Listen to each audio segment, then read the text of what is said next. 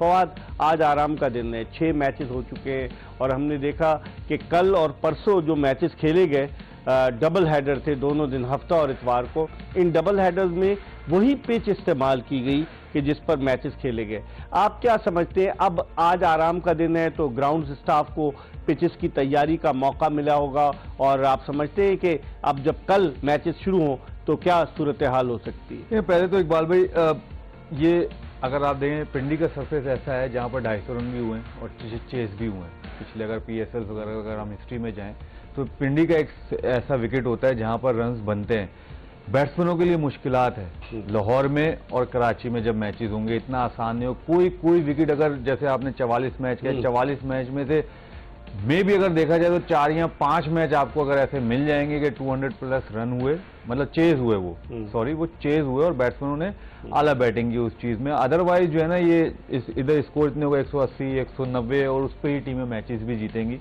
तो जहां तक आपने ये बात की कि 4 मैचेस जब एक ही विकेट पे होगा तो और मुश्किल हो जाती है बैट्समैनों के लिए, बॉलर्स के लिए थोड़ा आसान हो जाता है। और टाइम जरूर मिला, आज का पूरा दिन का प्रिपरेशन का टाइम मिला, और अब तो जाहिर है एक मैच ही है, तो एक मैच में यह कि फ्रेश विकेट ही मिलेगा टीमों को, तो इसका फायदा भी होगा। क्रिकेट का फायदा होना चाहिए। अगर आप देखें, आप कहते हैं कि भाई हमारी लीग बहुत बड़ी है, तो बाकी लीगों में तो 250 रन होता है और वो चेज भी होता है। आपकी लीग में ऐसा नहीं हो रहा। 6 मैचों में सिर्फ एक ही मैच ऐसा है। एग्जैक्टली, अभी तक तो एक ही मैच है। और अब मैं वही कह रहा हूँ, इस दफा पिंडी में मैच नहीं है, क्योंकि पिंडी में मैच होता था ना तो पता चलता है हाँ यार 220 240 वाला हो भी जाएगा और चेस भी हो जाएगा।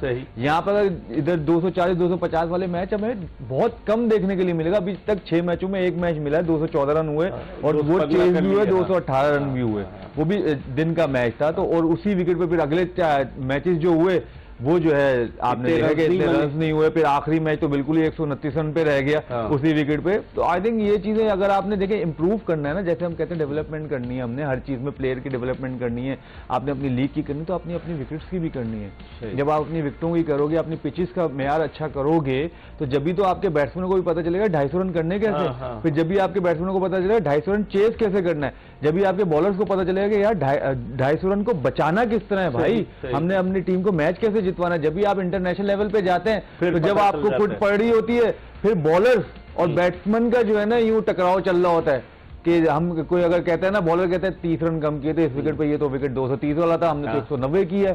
ये जुगलबंदी चल रही होती है यार, ऐसा विकेट था, इतना मुश्किल होता है बैटिंग करने में, 190 रन करा दिया हमारे बॉलर्स ने। तो फायदा यहाँ से अभी ये प्लेटफॉर्म होता है जहां से आपको फायदा उठाना चाहिए, लेकिन हम सॉरी बट हम इससे बहुत दूर हैं, बहुत दूर है। अच्छा, अगर हम देखें 6 मैचेस में पॉइंट्स टेबल पर अगर हम नजर डालें तो आप देखें कराची किंग्स की टीम जिसने 2020 में इस HBL PSL को जीतने का एजाज हासिल किया, एक ही मरतबा जीती, हालांकि उनकी टीम बड़ी अच्छी रही है। कभी वो क्रिस गेल को ले आए, आप शायद कराची किंग्स का हिस्सा थे या आप? एक दफा था जब मुझे याद पड़ता है दुबई में, ये भी याद पड़ता है दुबई में थे। तो अगर हम पॉइंट्स टेबल पर नजर डालें फवाद, एक तो कराची किंग्स ने 2 मैचेस तो जीते 4 पॉइंट्स में, लेकिन उनका जो नेट रन रेट है वो 0.5 का है अगर आप देखें। लेकिन नेट रन रेट जो है ना अभी सिर्फ लाहौर के अंदर का +1 में 0.567 का है, ठीक है। बाकी अगर जिसके सबके देखें तो जीरो पे ही है सब खड़े हैं, और बाकी जो आखिरी की 3 टीमें उनका तो 0 पे है, माइनस में है, और हैदराबाद -2 पे है। और इस्लामाबाद चैलेंजेस बहुत हैं। इस्लामाबाद तो अपना वो कहते हैं कि अपना कवर कर लेते हैं, क्योंकि वो क्रिकेट ही वैसी खेलते हैं, उनका रन रेट का तो जो है ना कोई मसला होता ही नहीं है, क्योंकि यहाँ तो वो इधर होते हैं, यहाँ वो उधर होते हैं, वो बीच में कहीं खड़े नहीं होते उनका ये। बाकी में आप देखें कि सिर्फ 2 टीमें ऐसी हैं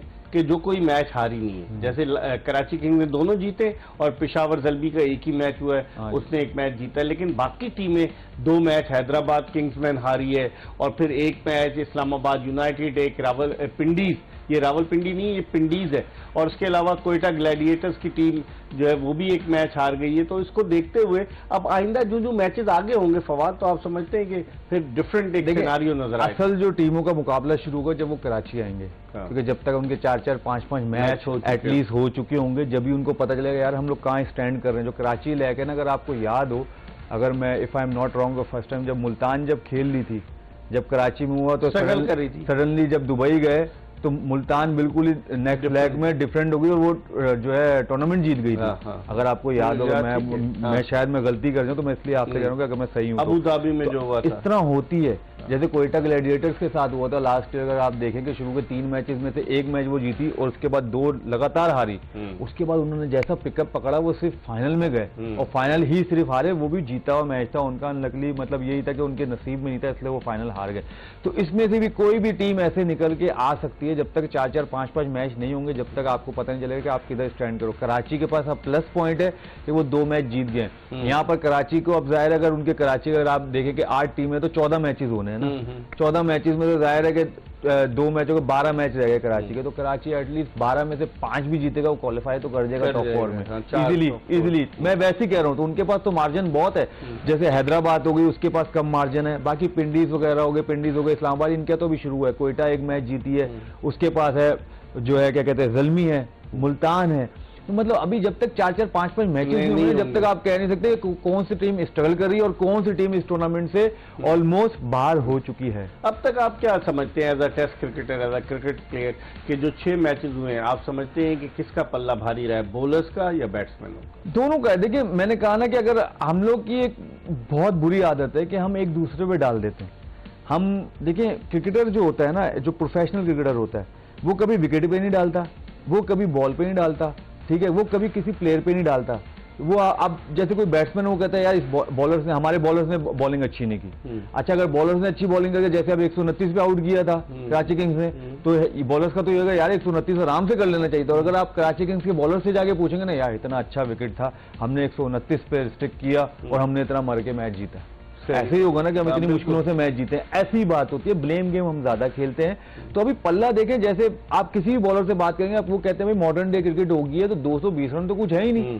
मेरा अगर इकोनॉमी जो है 10 के अंदर आ रहा है, तो मैंने बहुत अच्छी बॉलिंग की है। उनकी कुछ ऐसा रहा ही नहीं, उनका माइंडसेट ही ऐसा हो गया यार अगर मैं 10 में 4 में 40 दे रहा हूं तो मैं बहुत अच्छी बॉल कर रहा हूं। हाँ जी, किसी के उसमें है ही नहीं कि 4 में 30 रन देंगे तो जब आपके लिए आपका इकोनॉमी भी अच्छा होगा और फिर आपकी टीम के लिए भी अच्छा होगा। कोई 1-2 बॉलर तो ऐसे करेंगे ना। आप जितने भी फास्ट बॉलर से बात करें वो ये कहेंगे 4 में 40 दिए, मैं बहुत अच्छा है भाई इकोनॉमी, हर कोई कुट खा रहा है तो हमें पड़ गई। और हमारे बैट्समैन इस तरह खेलते हैं, इनको करना चाहिए, हमारी बैटिंग बहुत हल्की है। तो ये ब्लेमिंग गेम जब तक आप खेलोगे, आप वही वाली बात है जब हम बात कर रहे थे कल समी भाई से भी, तो वो भी ऐसा फास्ट बॉलर कि आपको इंप्रूव जरूर करना पड़ेगा। जैसे आपने अब्बास की बात की थी कल समी भाई से, तो वो यही कहते कि यार जिस तरह वो आए थे वो अभी तक उसी तरह है, इंप्रूवमेंट नहीं की उन्होंने अपने साथ, जो कि उनको करना चाहिए। जैसे उनके अगर आप उमर गुल की बात करते हैं, उन्होंने अपने साथ बहुत काम किया था, वो रिवर्स करना सीखे थे, वो यॉर्कर्स मारना सीखे थे डेथ ओवर में। अगर आप देखें 2007, 2009 का वर्ल्ड कप उठा के देखें तो उनकी अगर आप बॉलिंग उठाएं और उनको कप्तान रखता ही 12 ओवर के बाद था। 13वां ओवर उमर गुल कराने आते थे, 13 से लेके 19वें ओवर तक मतलब बॉल करते थे, मतलब 13वां, 15वां, 17वां, 19वां। तो सबसे मुश्किल वो ये टाइम होता है बॉलर्स के लिए, और उसमें यॉर्कर करना आसान नहीं होता। हर बॉल यॉर्कर, जी हर बॉल यॉर्कर करना आसान नहीं होता। लेकिन वो आर्ट था उसमें उमर गुल में, और वो वही कर सकते, लेकिन उसके पीछे उनका वर्क था। उन्होंने अपने आप को इंप्रूव किया। जब वो आए भी थे टेस्ट भी खेलते, हालांकि अगर मैं गलत हूं क्योंकि मेरी थोड़ी सी मेमोरी शायद कम पड़ जाए, आपको ज्यादा पता होगा, उन्होंने 5 आउट भी किए थे, उसके बाद वो अनफिट भी हो गए थे, याद होगा, फिटनेस का प्रॉब्लम, वो फिर दोबारा अपनी फिटनेस इंप्रूव करके वो थोड़े बल्कि भी नजर आए थे शुरू में। उसके बाद उन्होंने अपनी फिटनेस पे बहुत काम किया, उसके बाद उनकी स्पीड भी इंप्रूव हुई, उसके बाद उनकी फील्डिंग भी इंप्रूव हुई, तो वो आखिर तक अपने आप को इंप्रूव करते गए। तो आजकल के बॉलर्स में या बैटर्स में भी वो काम नजर नहीं आता है। लेकिन अब आप क्या देखते हैं 6 मैचेस में, कोई आपको यंग ऐसा टैलेंट नजर आया इन 6 मैचेस की अगर मैं बात देखिए अभी तक तो कुछ ऐसा तो कोई खास नजर नहीं है। अगर दानियल को अगर आप देखें, जो कोयटा ग्लैडिएटर्स से अहमद दानियल, वो पहले भी उन्होंने लाहौर कलंदर की भी नुमाइंदगी की है, तो अच्छी बॉलिंग करते हैं। उनको अच्छा वो भी स्लो वंस ज्यादा करते हैं, लेकिन अच्छा उनके स्लो वंस के सारे उनका पेस अच्छा है, वो 140 का इतना पेस नहीं। हाँ, तो इसलिए उसको अभी तक बचत हो रही है उसकी अहमद दानियल की, क्योंकि उसका पेस अच्छा है 140। तो उसका जो स्लो वन भी है ना, तो वो भी 125 130 के दरमियान आ जाता है, तो इतना डिफरेंस नहीं आता। अब अब्बास की 130 132 की पेस है, तो वो जो इसका स्लो वन है ना, अब वो चला जाता है 118 120 पे, तो वो इजी हो जाता है। सेम लाइक मीर हमजा का, अगर आप मीर हमजा के देखें तो मीर हमजा की मैंने स्पीड देखी तो 122 भी आ रही थी तेज बॉल जब वो कर रहा था, तो उसका स्लो वन तो और हल्का हो जाता है। तो इसके साथ ये फायदा है, अज़ारी जोसेफ जो खेलने हैं उनके साथ, अगर आप देखें कल का अगर विकेट हम बाउंस उनका देखें, उनको रन पड़े, लेकिन आप उनकी बॉल उनकी पेस कैसा निकला, उनका बाउंस कैसा निकला, जब उन्होंने जो सैम अयूब को भी आउट किया वो बाउंस के साथ किया, ठीक है। सलमान और जो लबुशेंग आए उन्होंने भी ऐसे थर्ड मैन पे जो गए वो बाउंस के साथ गए।